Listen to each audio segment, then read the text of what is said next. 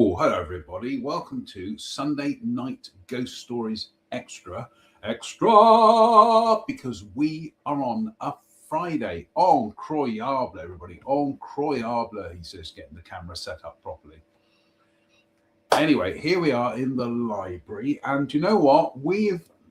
Not only have we got the fire on for effect tonight, we've actually got the fire on because it is cold. It is bitter outside. In fact, I had at least kind of like half an hour sat outside having a read and just a cup of tea, and too cold, absolutely freezing. So anyway, so what are we reading? We are reading the excellent Ghost Stations by the late Bruce Barrymore Halpenny. What a great book.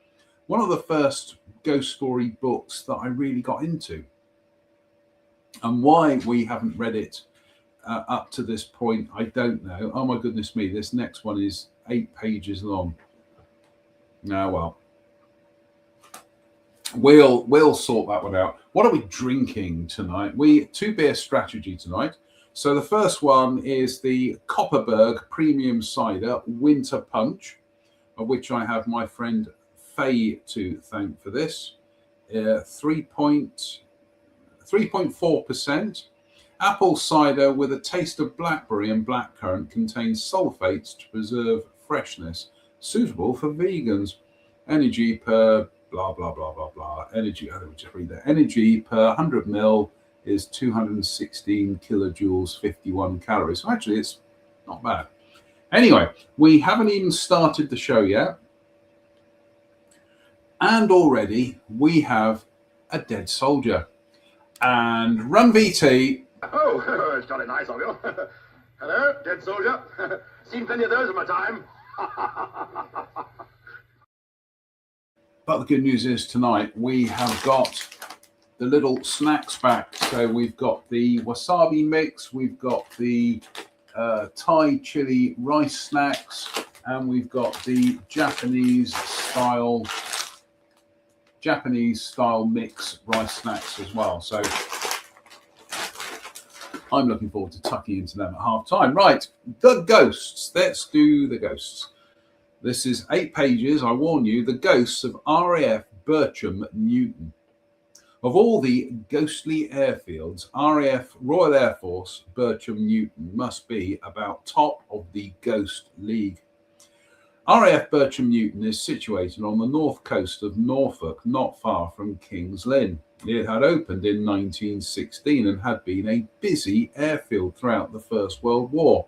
But after the armistice, there was a rundown of units. However, Bircham Newton remained active between the wars, and during the expansion period of the 1930s, 3 C-type hangars were built to replace the old First World War ones. In the early war years, the Coastal Command Station was operating old Vickers Wildebeest torpedo bombers, Avro Ansons, Bristol Blenheims, Vickers Wellingtons, and Lockheed Hudsons, mainly for anti-shipping operations. With being almost on the coast, the station also housed number 279 Air Sea Rescue Squadron with Hudsons. The units on the station as at D-Day, 6th of June 1944, were 279 Squadron with Hudsons, part of 415 Royal Canadian Air Force Squadron with Wellingtons, and 695 Squadron flying Hawker Henleys, Miles Martinets and Hawker Hurricanes. Later in 1944, the Royal Navy arrived with Grumman Avengers. During the war years, many Canadian and Australian pilots were stationed at Bircham Newton. The station had a few command changes. After the war, the first fighter, then transport, and in October 1948, Technical Training Command took over the station. Throughout the changes, there were many ghostly happenings and many disturbing incidents that could not be explained. Many times, a ghost car full of happy, laughing airmen was sighted. It would race through the camp and crash into the rear of a hangar. Another story concerned the WAAF block or WAF block. A WAF was said to have committed suicide in one of the rooms. On more than one occasion, it was reported that ghostly footsteps were heard going to that bed, the sound of the body being pulled out and dragged out of the room and along the corridor. One WAF insisted that she was woken one night by icy hands touching her. When she reported the incident, she was told her bed was the one. I've got a sore throat tonight, folks. In April 1949, ACW Mary Tock was posted to RAF Bircham Newton as a nursing orderly in the WAF. The station's sick quarters were attached to the decontamination centre, and at weekends or bank holiday duty, ACW Tock had to sleep in the sick quarters. Normally, the male orderly and male ambulance drivers slept there, so it was arranged that the WAF driver would be the relief ambulance driver so that she could sleep in sick quarters when ACW Tock did. They slept in the WAF ward so as to be near the telephone extension, which was on the wall outside the staff bedroom. When there was a patient or patients in the female ward, a female orderly slept in the officer's room. Get a drink. Throat's really starting to close up here. Hello, talking of unexplained phenomena, Derpy's just come in. You coming up? You coming to join us, or are you just happy to be sat in front of the fire? That's what it is. So, anyway, in the magnificent Rush beer glass from viewers Kirsten and Steve, the United States, Slange me bar. Oh, that's better. Oh, that's so much better.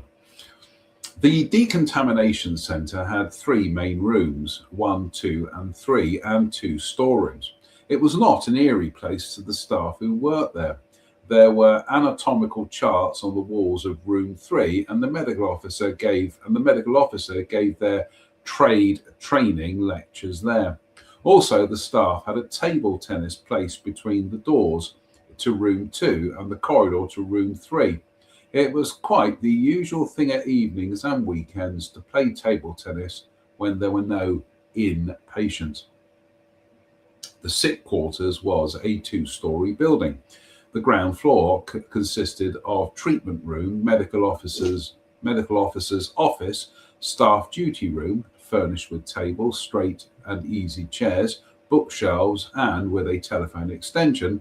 It was used for staff duty, but not actually working. All right, sorry. Sorry, let's read that again. The ground floor consisted of treatment room, medical officer's office, staff duty room, furnished with tables, straight and easy chairs, bookshelves, and with a telephone extension. It was used for staff on duty, but not actually working. Dentist room, waiting room, emergency operating theatre, kitchen, hall, and stairs leading to upper floor. Entrance was by double doors from the front of sick quarters and an outer door on each side. The upstairs floor consisted of a heat treatment and overflow ward, officers' ward, WAF ward, staff bedroom, airman's ward, toilets, bathrooms, and linen rooms.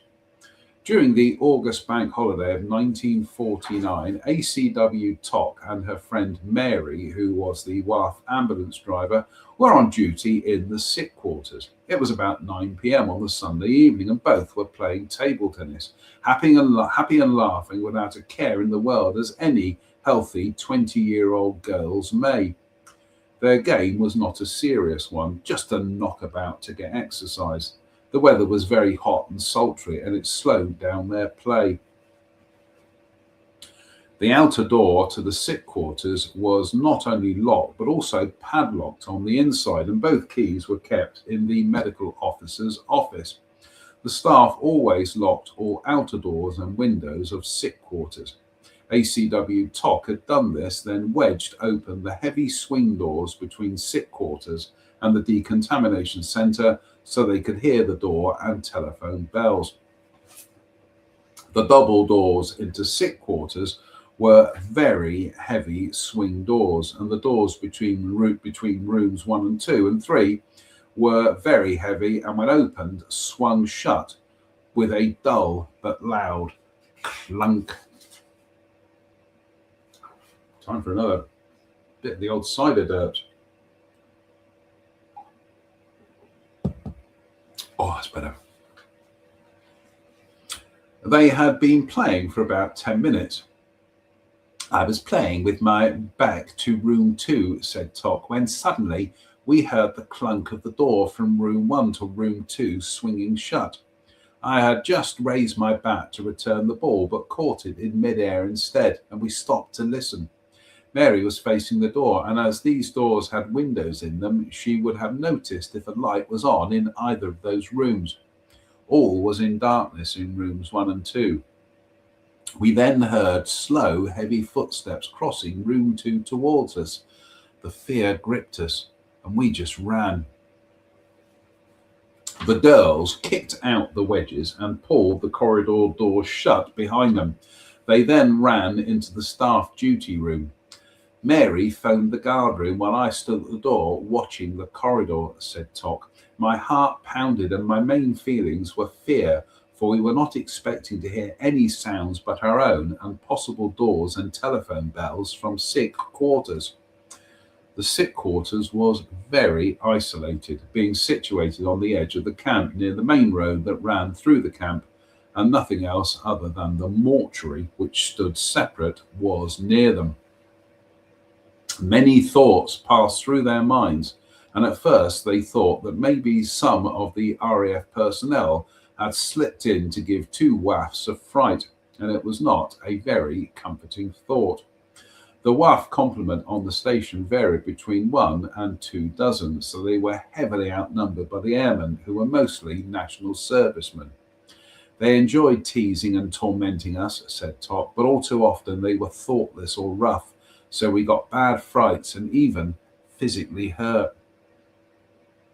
Following the telephone call to the guard room, 2 RAF policemen came at once and checked the padlock on the outside of the decontamination centre before going into sick quarters. All the doors were securely locked and all the keys were in the correct place. We still thought at this stage that someone had slipped into the decontamination centre through sick quarters before we had locked up, said ACW Tock. However, the RAF officers searched the whole of the decontamination centre and sick quarters, but found no one.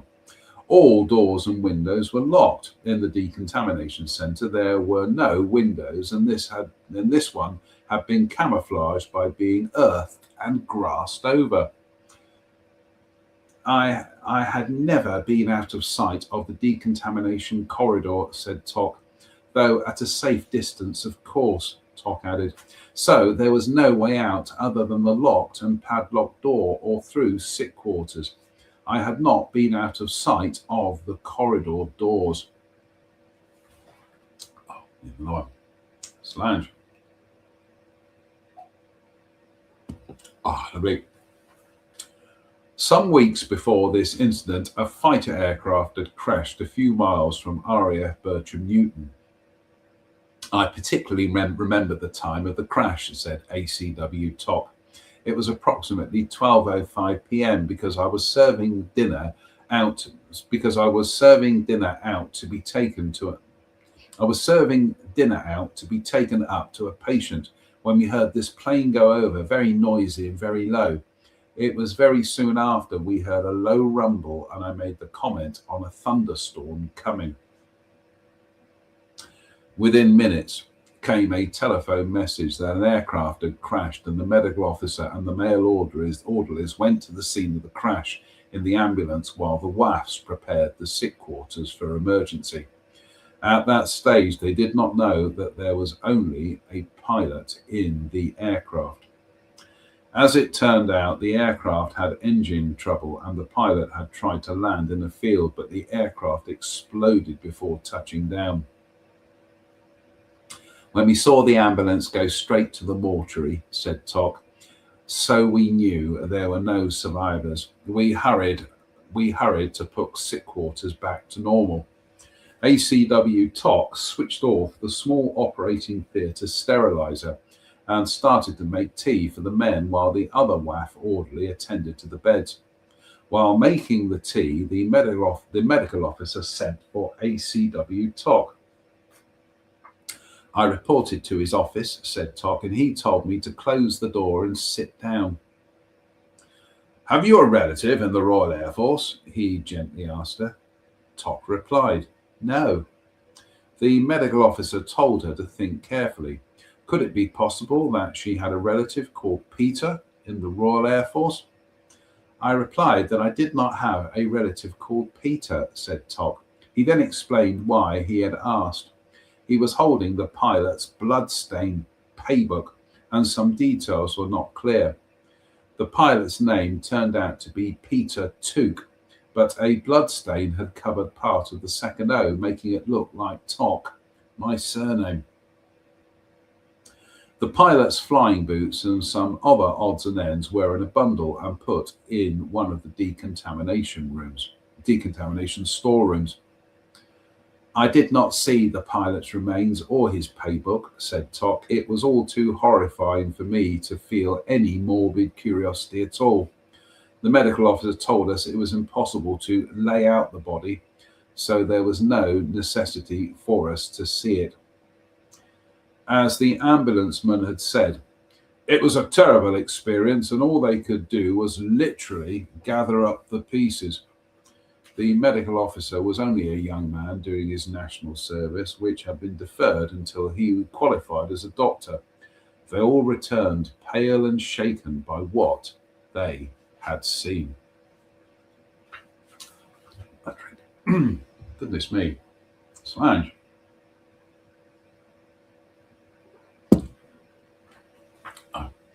The pilot was buried at King's Lynn, as that was his home.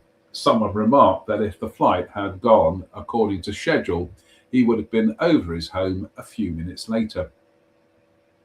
It was said by many people that the ghost was that of the pilot coming for his flying boots and other belongings which were in the decontamination storeroom. But as TOC recalls, the footsteps were so heavy, it sounded as though he was wearing heavy boots. Flying boots aren't heavy, never mind.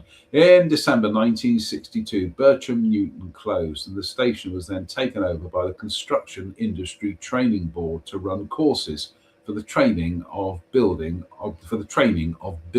operatives. The highlight, itchy nose, folks. To highlight the work of the CIT board, a film crew went to the old wartime airfield to produce a training film.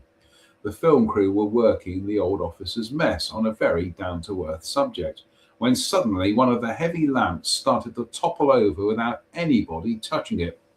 Peter Clark, who was one of the film crew, standing beneath it, and by all rights, Peter Clark, who was one of the film crew, was standing beneath it, and by all rights, it should have brained him. But just as the heavy lamp was about to hit him, it swerved to the right, as if pulled by some unseen hand, and then crashed across the table quite undamaged. There was no apparent reason for this happening, and as it took place during the filming of a scene, everyone in the room was standing motionless at the time.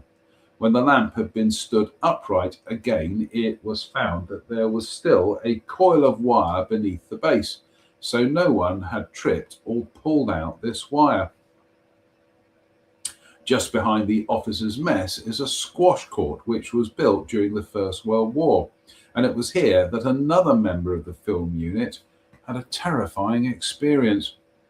He thought he would play a game of squash and arranged to borrow a bat and ball from the sports officer, and was loaned the only key to the building. He asked if anyone wanted to join him, but no one was interested. But as no one was interested, he set off to play on his own. There are two squash courts placed side by side, and at first he played in the left-hand one. Then, for no particular reason, he decided to play in the right-hand court and was soon devoting all his attention to hitting the ball. While this was going on, he heard footsteps in the viewing gallery behind him, and at first he didn't pay much attention to them, as he imagined that one of the members of the film crew had come to watch him play. And then suddenly he realized he had locked himself in the building. He was completely alone. For a moment he stood silent. Then he heard a heavy sigh which made the hairs on his neck prickle, and turning round he saw a man in RAF uniform staring down at him from the viewing gallery. And then the figure vanished. The experience terrified him, and he immediately fled from the building. Later that night, he confided his experience to Peter Clark, who, being a sound recording mechanic, suggested that they should return to the squash court with the film unit's professional tape recorders to try and capture the footsteps on tape. They returned about 11 p.m. and they didn't get the footsteps, but what they did get was one of the most psychic recordings ever made. Oh, Solange. What are we up to? 23 minutes. It was a calm, moonlit summer's night, yet they said that when they went into the squash court on the night, it was so cold and like stepping into another world. They only remained in the haunted building long enough to set up the tape recorder. On the resulting tape, one could hear the drone of a piston-engined aircraft flying over, yet no aircraft were near the building that night, and the airfield was no longer operational. From time to time, the tape recorder picked up the sound of muffled speech, and a woman's voice could be heard. There were metallic clangs and noises as though heavy objects were being moved around, and coupled with odd bits of conversation gave the impression that one was listening to the everyday sounds of a hangar in wartime. One sound was most frightening of all, a woman's voice saying two words, but could not be identified due to the background noise. The tapes were passed to the BBC, who examined them thoroughly, and this is what one of the engineers had to say about it. "Well, I have listened to it and cannot offer any explanation." After a couple of months, they contacted a local newspaper, and upon checking the files, they found there was an airman called Wiley who had committed suicide on the aerodrome during the last war. Their investigation showed that the airfield had been haunted for many years.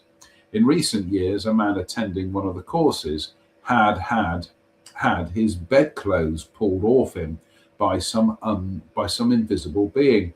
Another had his curtains torn down and thrown across the room.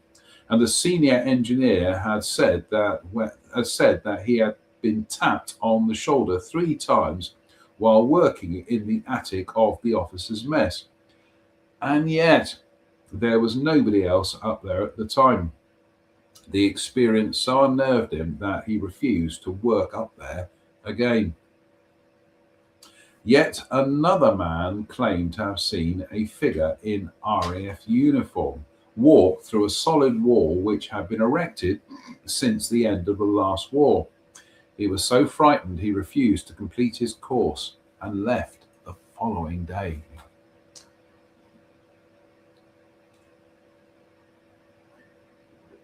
Oh, lovely. The records show that one of the windows near the officers' mess was continually being broken, yet there seems to be no logical reason why this happened. As the experts say, if the construction industry glazers cannot replace the windows properly, then nobody can. But that window seems reluctant to remain intact. It seems common knowledge that strange events were continually taking place at Bertram Newton, the radiators in the officers' mess being turned off in the middle of the night, The stopcock was located in a recess in a bedroom wall, and in order to get to it, a cover held in place with 6 brass screws had to be removed. The cover plate was hidden behind a wardrobe. It seems unlikely that anybody would move the wardrobe, find a screwdriver, and remove the 6 screws in order to turn the water off. And yet this happened on 4 nights running during the cold winter weather. After the Bertram Newton tapes were played on Jack Damanio's early morning BBC radio show Today, many people wrote in who had been stationed at Bertram Newton during the last war. Many said that even then strange things took place. One man stated that the ghost of an airman was frequently seen about the airfield. It also seemed that it was an unlucky aerodrome to have been stationed at, and in the early part of the war, 13 aircraft were dispatched on a mission, but none of them ever returned. Among the number of letters the BBC received were from pet owners who said their animals showed fear when the sounds of the unusual psychic happenings were played over the radio. The BBC television showed an interest, and they went to Bertram Newton with 2 prominent members of a spiritualist society, one being a medium called John Sutton, the other an extra large now. On entering the right-hand squash court, they soon claimed it had an atmosphere and held a presence, and they felt frightfully cold. They both claimed that they felt the presence of a dead airman in the building.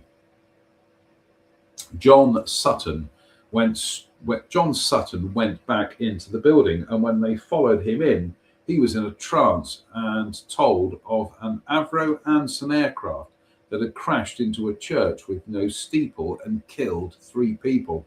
He also learned that the 3 who were killed had been keen squash players, and that they had a pact that if anything should happen to them, they were to meet up on the squash court. The dead airmen were trying to draw attention to themselves. It was later established that an Avro Anson did crash behind the church at Bertram Newton, killing the crew of 3. And what is more important, Bertram Newton Church has a tower but no steeple, although the majority of the churches in the area all had steeples. A female reporter from the Jack Damanio programme then went to Bertram Newton and spent some time in the haunted squash court.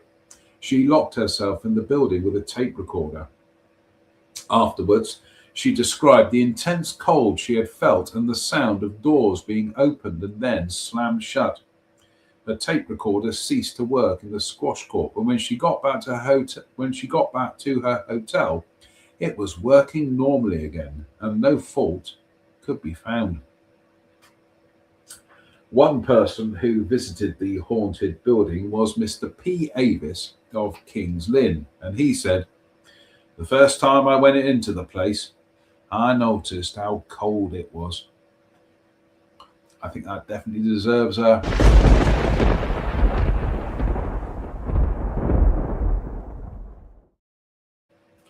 Bum, bum, bum.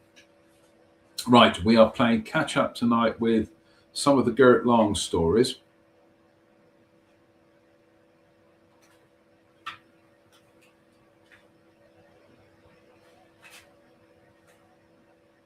Yeah, I found out where we are now. Bomber's Moon. Half time. Oh my goodness me. Oh my giddy aunt. Half time. Let's finish off the Kopparberg fruit punch. The Kopparberg winter punch. So, part 2 of tonight's beer is the St. Pierre Abbey, St. Peter's Abbey, Abbey St. Pierre, Belgian Abbey beer, blonde with an E on the end, beer, 6%. Absolutely no story behind this. apart from we get this from Home Bargains, and you know what? It's Gert Lush. So let's pour that bad boy out. I'm going to do this in stages. Yeah, I'll tell you the story in a second, actually. And what are we washing it down with? Brand new bottle of the Western Gold Honey. Oh my goodness me, this stuff is C'est magnifique. Incroyable, everybody. Incroyable. Can't wait to get stuck into that. So, what were we up to yesterday? Well, I can tell you what we're up to yesterday is I had to help my good friend Laura with some errands. Always a pleasure. And when we'd finished our errands, we do what most sensible people do, is we hit garden centres. And let me just find the photographs a minute. Yeah, here we go. So we hit garden centres. So we did a couple of them. We did Cadbury Garden Centre, and we did the little one next door. And I'm just cleaning some gunk off the screen there. And then we went into Heather's coffee shop in the little garden centre next to Cadbury. Anyway, blah, blah, blah, blah, blah, blah, blah, blah, blah. Let's get the share screen. So there was the beautiful lemon cake that we shared. Absolutely delicious that was. Then we were looking at the flowers, and yeah, that's the back seat of my car. That haul of flowers, and bear in mind some of these are not far off going over at the moment, or just need deadheading and a little bit of TLC. That haul of flowers you've got there came to a whopping £8. I know. So I was refreshing my hanging baskets and my pots and everything today. I'll show you those pics in a minute. And there she is. That's Laura. Absolutely brilliant person. Really is. And I'm truly grateful to her for dragging me out of the house yesterday, but also for the fact that she was one of my friends who came to see me 3 years ago when I was dreadfully ill. So thank you, Laura. I do appreciate that.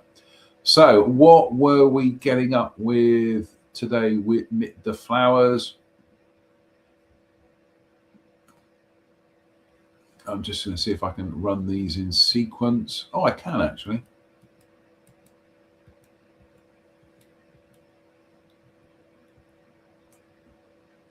So that's one of the pots that I did today with the Mit the flowers that I bought. And that's the other one. So that's on the path. So they were the ones that had the daffodils that we rescued. But the daffs have gone over, so I've cut them down to the ground and just put these in for the time being. That's my Salvia Hot Lips. Bought one of those on Wednesday when I was out with Reg, and I love Salvia Hot Lips. I need to get some more of them. They are beautiful plants. As you can see, aren't they just magical? Love them to bits. That was the other pot out front.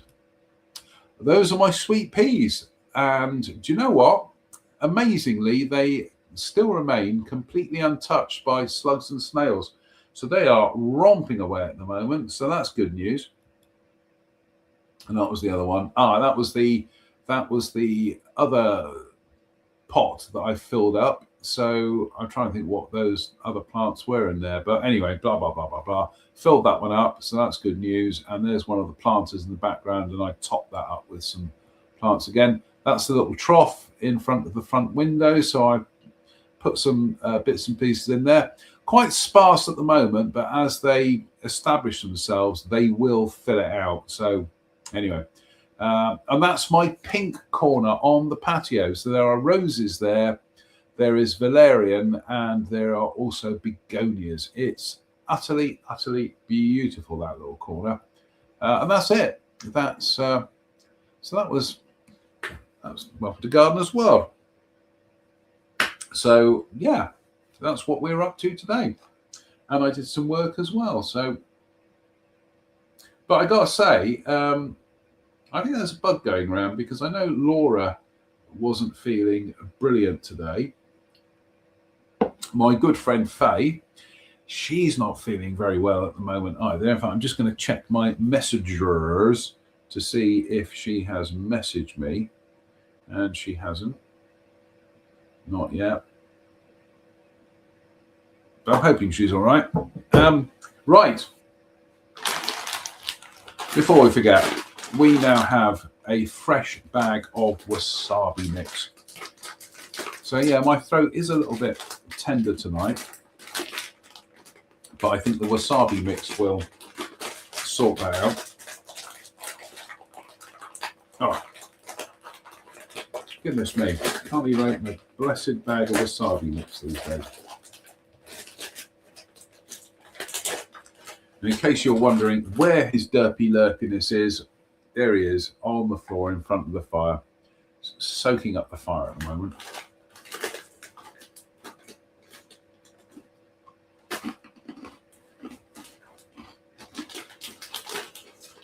Actually, on Friday night, I tuned in to watch Sunday Night Ghost Stories Extra on a Friday,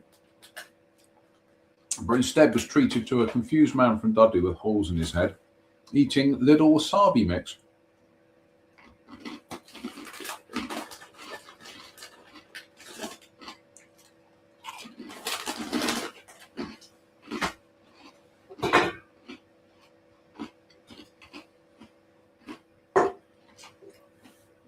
You off, Derps? No, he's still sat there.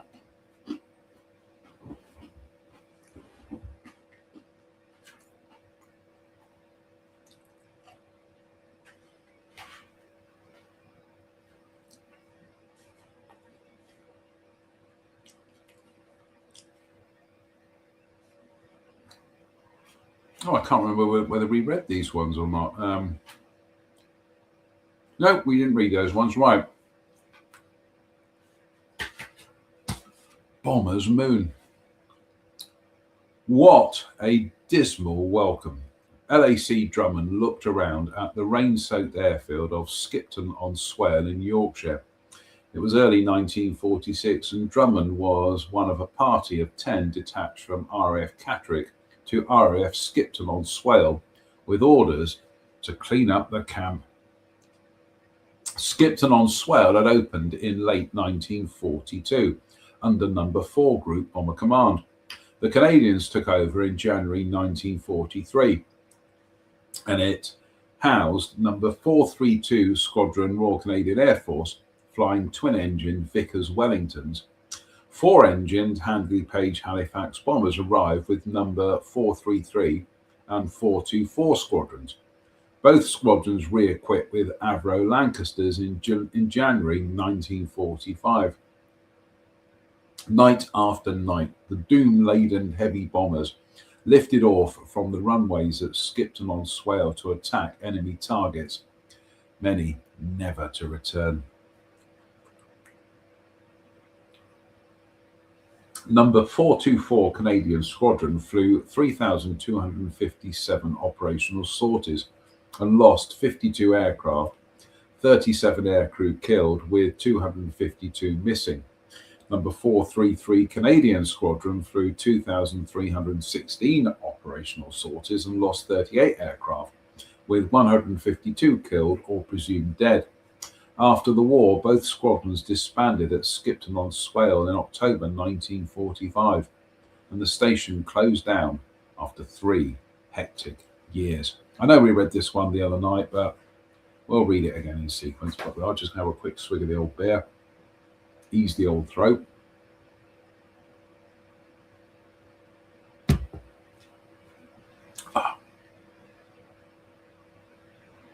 Drummond and his crew moved into one of the dozens of empty billets, and they laughed at the cushy number that they had landed. But that was soon to change. In their off-duty hours, LAC Drummond and the others had visited the local public house, and on saying where they were stationed, they were informed by the locals that the airfield was haunted. They laughed and took no notice until the night of the first full moon. Drummond left the billet and went to wash and shave in the toilet block. He was on his own, and he could not help but feel the eerie strangeness as he crossed the open ground to the toilet block. All was strangely silent and still. All was strangely silent, and still shadows drifted across the moon in a ghostly manner. It was a bomber's moon. Only a few months ago, air crews had waved to the moon as they took off from the airfield, and some were thankful for a bomber's moon, for it gave them a chance to see the enemy night fighters. Oh, the beer burps at 42 minutes and 30 seconds. There we go. Drummond entered the toilet block and closed the door behind him.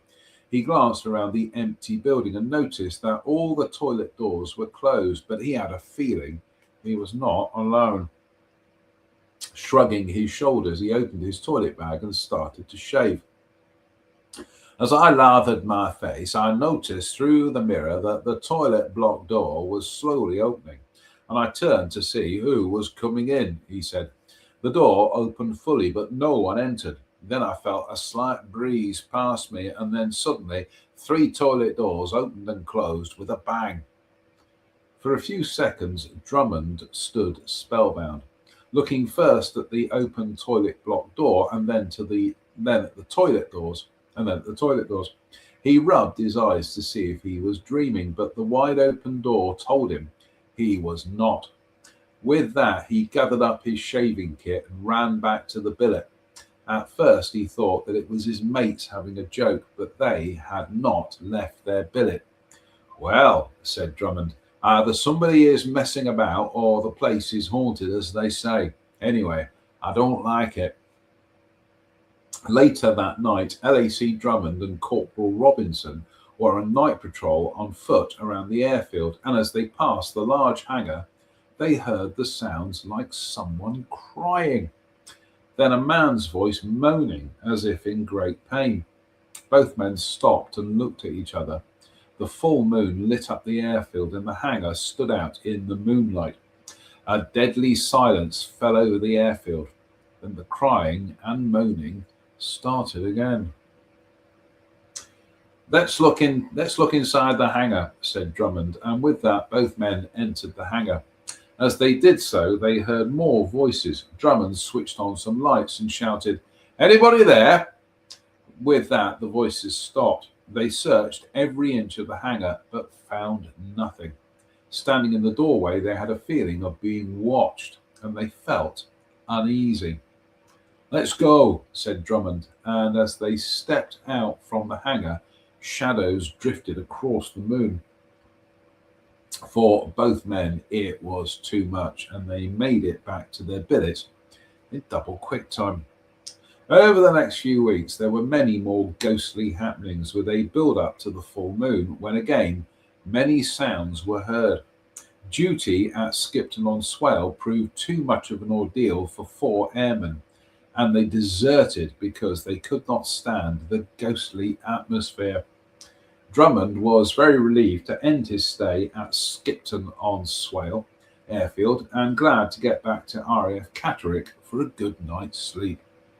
Had Drummond felt the presence of phantom crews preparing for an operational sortie? Was it a bomber's moon, and had it brought out the ghost crews? That definitely deserves a...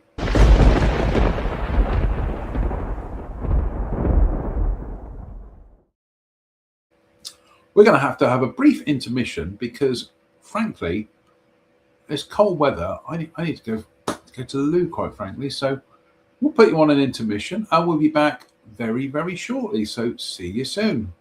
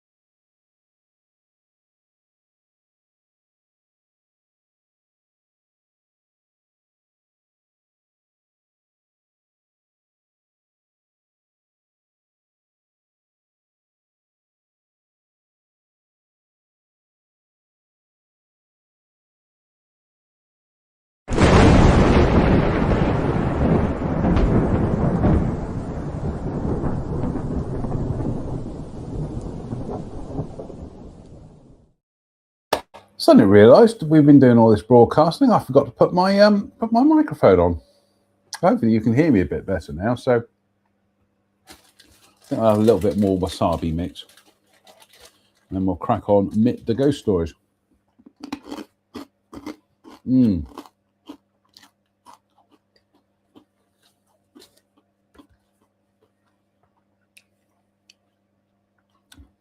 ghost of Royal Air Force Wittering.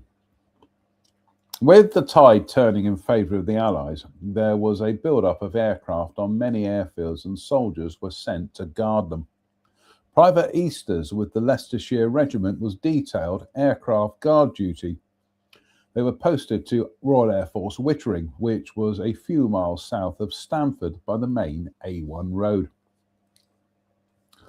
RAF Wittering was a First World War site which was further developed during 1924 and opened as a training station with the Central Flying School.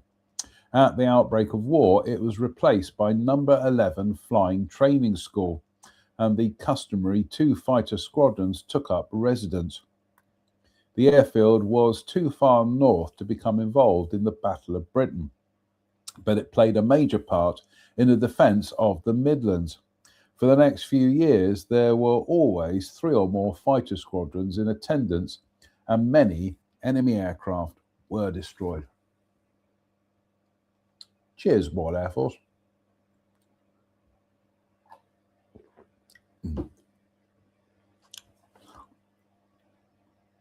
During 1943, the station housed P-38 Lockheed Lightnings and P-51 North American Mustangs of number 55 Fighter Squadron, United States Army Air Force. When the Air Fighting Development Unit arrived, there were many types of aircraft, and in addition to the Royal Air Force, the Royal Navy was also attached with their Fairey Falmar, Fairey Barracudas, and Supermarine Seafires. One night in 1944, Private Easters was on guard duty on D Dispersal. It was about 8 p.m. and a beautiful clear evening. He was enjoying a smoke after the Nafi van had been. I know I should not have been smoking, he said. Anyway, I was just taking a last drag of my cigarette when suddenly I heard a swishing sound, like the sound of a shell going through the air. I looked up and saw this phantom bomber coming across the runway. It was only about 30 feet high and it headed straight towards the control tower. Private Easters was rooted to the ground. He was puzzled because it made only a swishing sound, no engine noise, and even more bewildered when the phantom bomber just disappeared in front of his eyes. Later, he learned that a bomber returning from a bombing mission in the early days of the war had crashed into the control tower. There were no survivors. In the early 1970s, Flight Lieutenant Len Devonshire was posted to Royal Air Force Wittering as an air traffic controller. The station was now the home of the Hawker Harrier with number 1 Squadron and Hawker Hunters with numbers 45 and 58 squadrons. One November night, Flight Lieutenant Devonshire was on duty in the control tower with a WAF duty officer. She had just made them both a cup of coffee when suddenly they looked at each other in amazement as they heard footsteps coming up the stairs. For security reasons, the door into the control tower and ops block is always locked, so they were very alarmed to hear footsteps. She told me off for not locking the outside door properly, recalls Devonshire. And we both went into the building to see who it was who had got into the control tower building. A man in World War II style flying suit, fur-lined boots and leather helmet was coming up the stairs. They both stood petrified, unable to speak, and could not believe what they were seeing.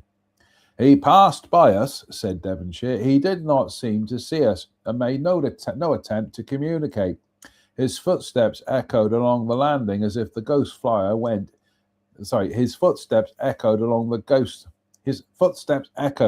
landing as the Ghost Flyer went into the senior air traffic controller's office. After a few minutes, he came out of the office and went down the stairs again. The hair was standing up on the back of my neck, said Len. It was a reflex action because I certainly wasn't afraid. As a man of action, I should have done something. But the incident was so unexpected. I was paralyzed, Len added. He was as real and solid looking as I am. After the departure of the Ghost Flyer, they both sat down and discussed the incident. But before doing so, they checked the outside door. It was still securely locked. They later learned that a crew returning from a wartime bombing mission had crashed into the control tower. There were no survivors. Was it the same aircraft that Private Easters had been told about? And was the Ghost Flyer from the Phantom bomber seen by Private Easters? I'm sure that the ghost we both saw in the control tower was part of that crew, said Devonshire. When we told our story, we heard of others who had seen the same figure in the control tower building, as if it were continually looking for something. Definitely deserves a, if you can find it in time, that definitely deserves a...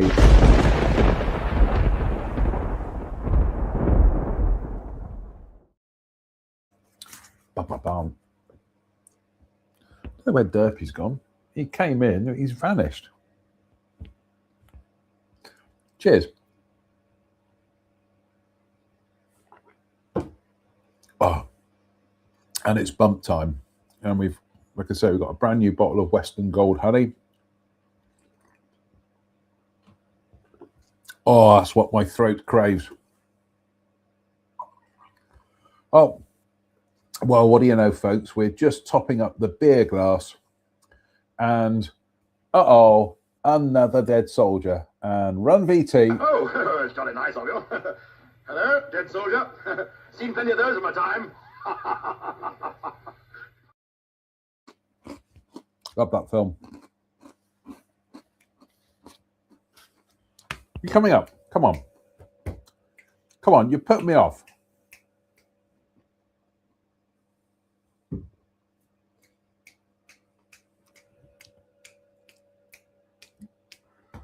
Come on, you paralyzed the show now, Derp.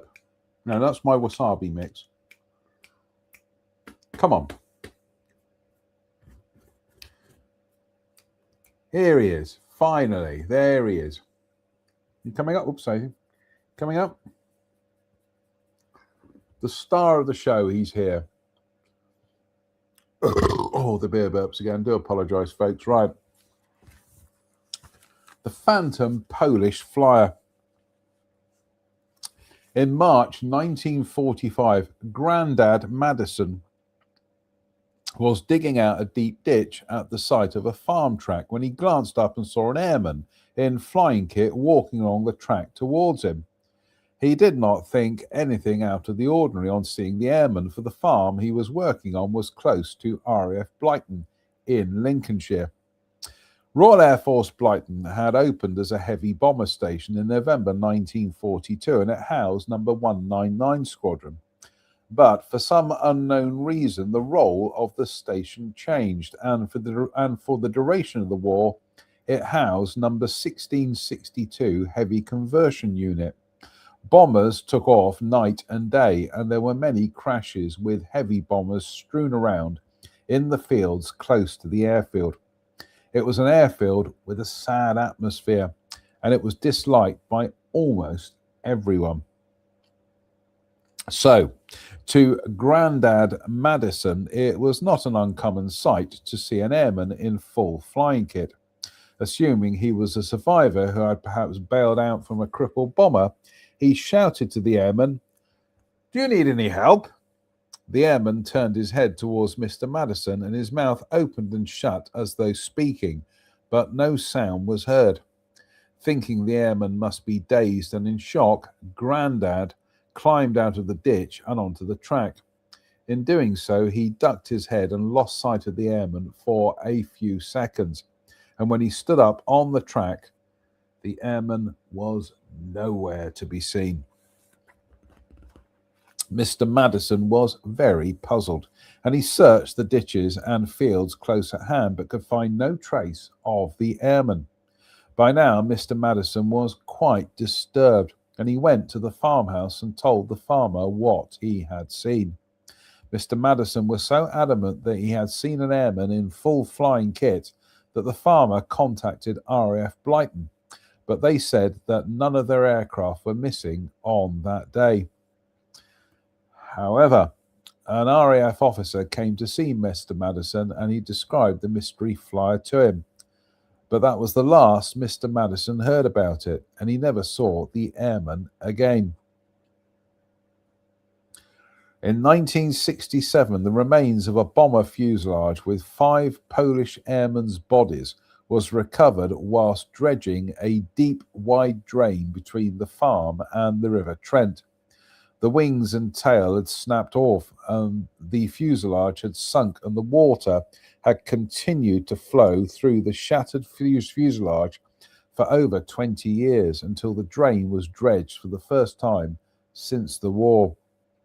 At the inquest, a Polish ex-airman came from London and produced the station logbook for RAF Blyton. It showed that on a certain date, this aircraft had taken off with 5 Polish airmen in it. Their bodies were later buried in the Polish cemetery at Newark. It turned out that the track where Grandad Madison saw the mystery flyer was in a straight line between the point where the aircraft crashed and RAF Blyton. And the mystery flyer was walking towards the aerodrome. That definitely deserves a...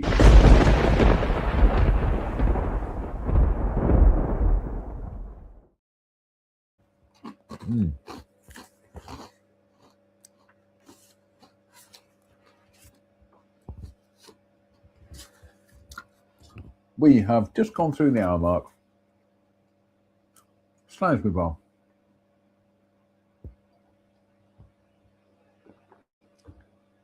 Oh, that's lovely. Your good health. Oh, that's lovely. Ow, Derp, don't dig your claws in. The haunted hangar. During the early days of the Second World War, Ron Lines and 4 comrades were posted to South Carlton, a small village just a few miles north of Lincoln, to form a workshop detachment for the service and repair of army vehicles in that area. They were a small detachment from the Royal Army Service Corps, and Ron Lines' trade was an electrical artificer in army workshops. On arrival at South Carlton, they found that their workshop and billet was an old First World War hangar, with a long winding drive bordered with rhododendron bushes winding out at the roadway.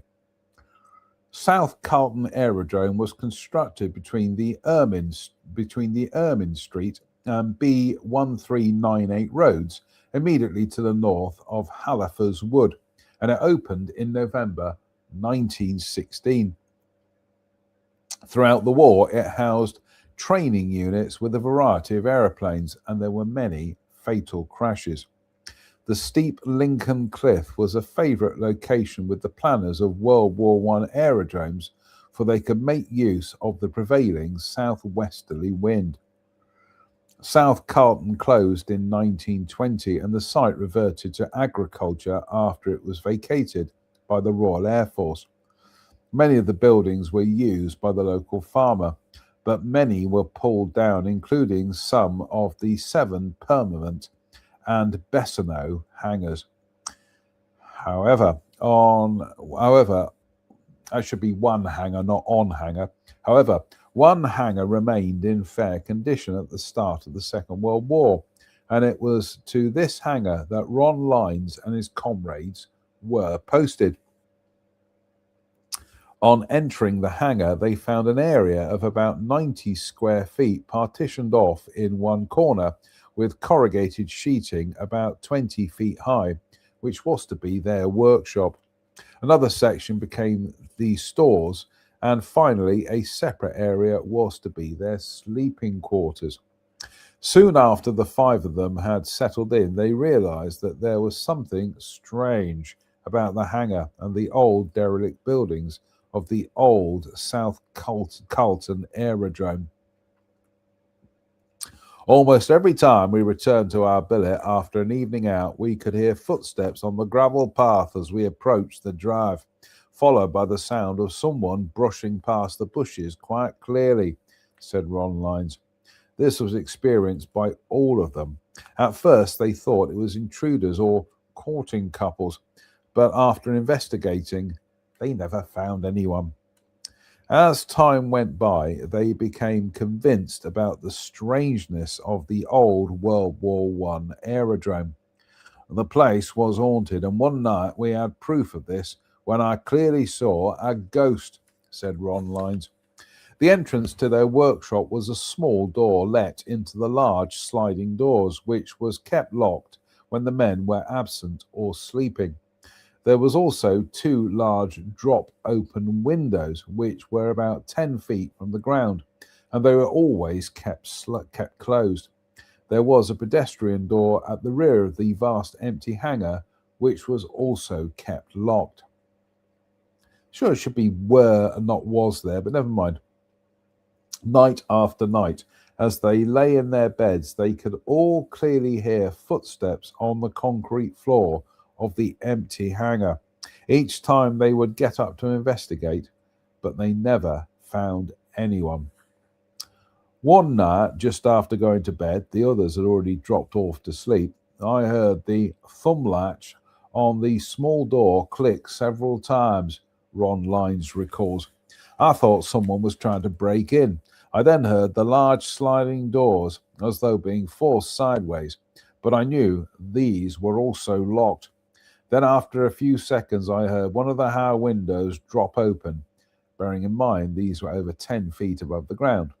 I lay listening. There was an eerie silence followed by a thud, as if someone had jumped down into the workshop. Then, without hesitation, the footsteps strode smartly, as you would hear on the parade ground, across the workshop to the billet door. A misty, blurred figure walked smartly to the foot of the bed next to me and turned and looked straight down into the face of Jock, who was sleeping there. I shouted, "Jock, put the light on, quick!" We all sat up in bed, but the apparition had vanished. We all sat up in bed, but the apparition vanished. Ron added, "It was my instant opinion that it was a military person because of the smartness of step and smart about turn at the foot of the bed, remembering that the phantom figure actually walked past the head of Jock's bed as it came through the door." I think that definitely, Derps, I think that definitely does deserve a copyright infringing.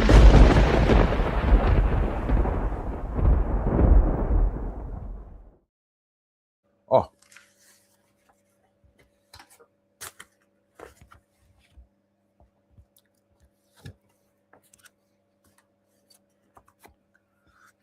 I think I have to wrap this up soon, Derps, because I need some supper. I know you want more food. That's all you've done today is eat. So,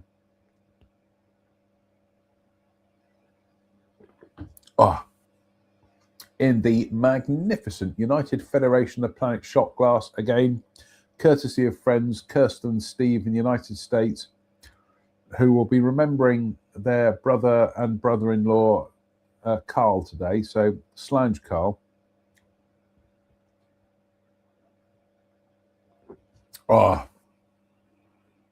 Oh, that's top-up time, that is.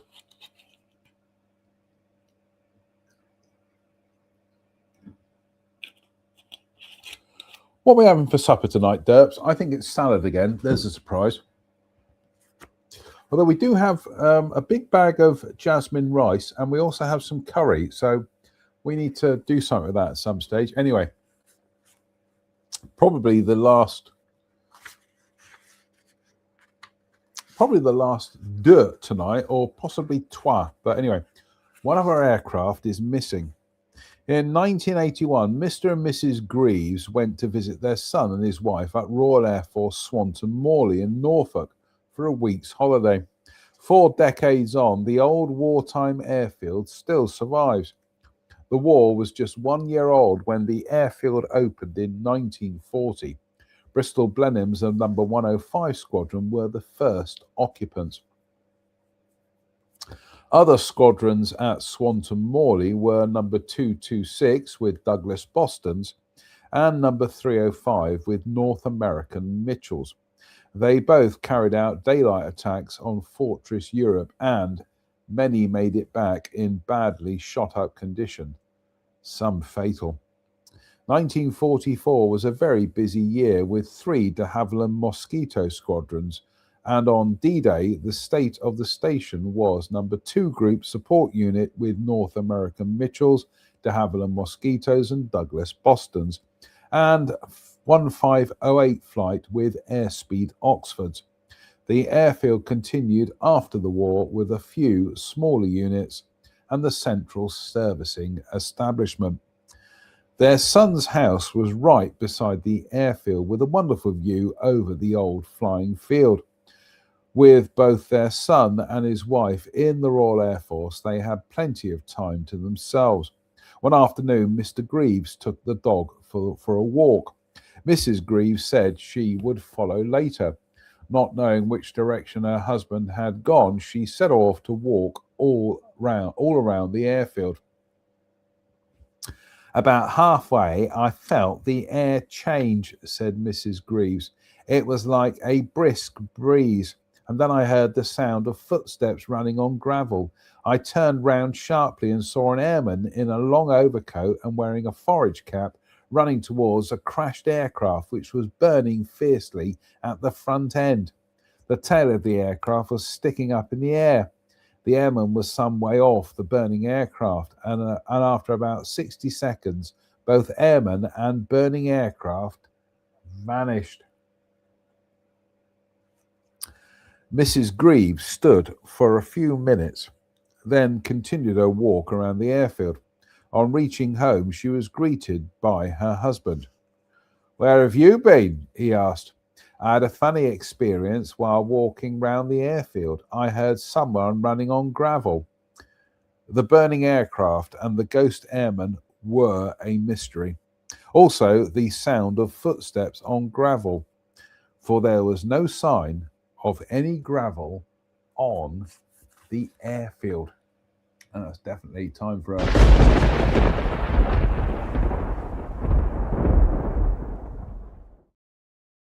I think this is going to be it, Dirt. Probably the last Dirt for tonight. Perhaps Twa, but no, Dirt.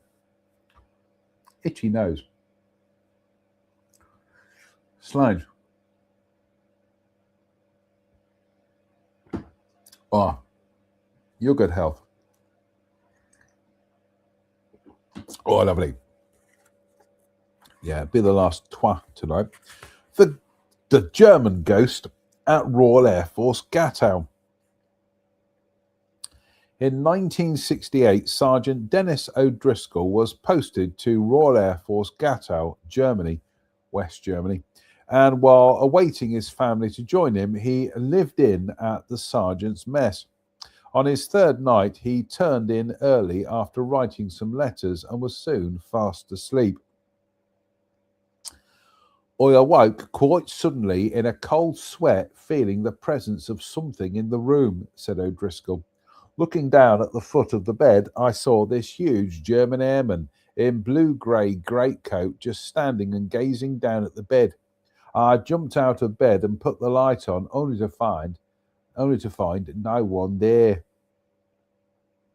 Sergeant O'Driscoll was very puzzled, for he had both felt and seen the ghostly German airman. After plucking up courage, he switched off the light and returned back to bed. "Though I could not see anything, I felt a strange presence there," he said, "and I could not sleep with the light off." O'Driscoll added, "On that particular night, I had not been in the bar, nor had I been to the cinema, nor had I read a book related to war stories.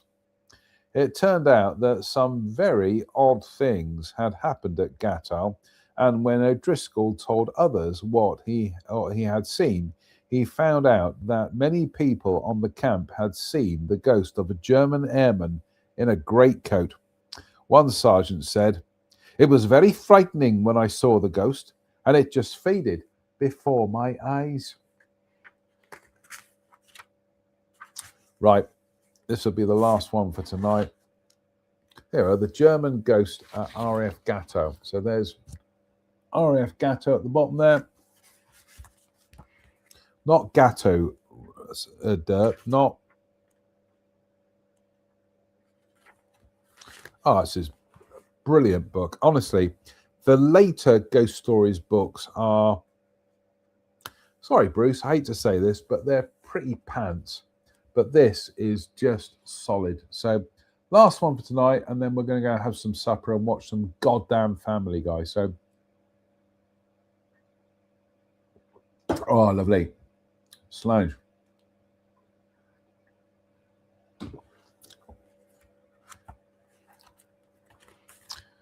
The Legless Ghost of Royal Air Force Gütersloh.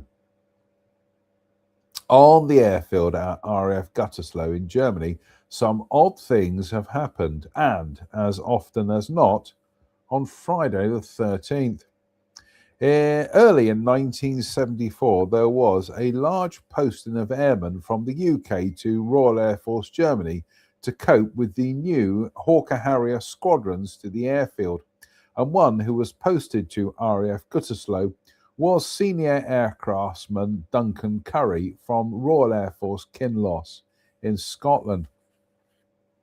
He arrived at RAF Gütersloh in January 1974, and it was very bleak and cold. The airfield housed two English Electric Lightning squadrons, and it was also one of the main airfields for troop movements in that part of Germany, West Germany. The airfield is only 120 kilometers from East Germany. Those two Lightning squadrons, I bet they were 19 and 92, Royal Air Force Germany. Anyway, I've got where I am now. Where was I? Anyway, SAC Curry was an MT driver, and his work was mostly refueling aircraft. They were to be ready when the Lightnings were replaced with the Harrier wing. In those early weeks of 1974, there were so many airmen posted to RAF Gütersloh that there was not enough room for everyone to sleep in the normal accommodation. So they were having to make temporary bed space in attics and other places that hadn't been used for many years. During the confusion for bed space, Curry joined up with a couple of Scottish lads, SAC Mick Schwartz and SAC Maurice Slaven. The three of them found space in an old building in the last block beside a small army building. As they were settling in, they were told that towards the end of the Second World War, some German soldiers had hidden in the cellar of their block, but none of them had made it out alive. He left the room and closed the door behind him, which I was sitting beside, said Duncan Curry. Just then there was a high-pitched scream. It sounded more like a woman's scream rather than a man's. Maurice and myself rushed into the corridor, which was in darkness, to find Mick out cold on the floor. When he came round, he burst out crying, and we eventually managed to calm him down and tell us what happened. At the end of the corridor was a locker behind which was a locked door, and Mick said that as he came out of the room, he turned round to see a ghost of a German soldier come through the door. It had no legs and moved in a mist. When the ghost started to come towards him, he passed out. Since the appearance of the ghost German soldier, They heard many unusual noises in the corridor, but neither Duncan Curry nor his two friends ever went to investigate. They found out later that the other side of the door had been bricked up and was sealed off. When they moved out of that haunted building, it was locked up and was never used again. When they moved out of that haunted building, it was locked up and was never used again, whilst SAC Duncan Curry was at RAF Gütersloh. That definitely deserves up.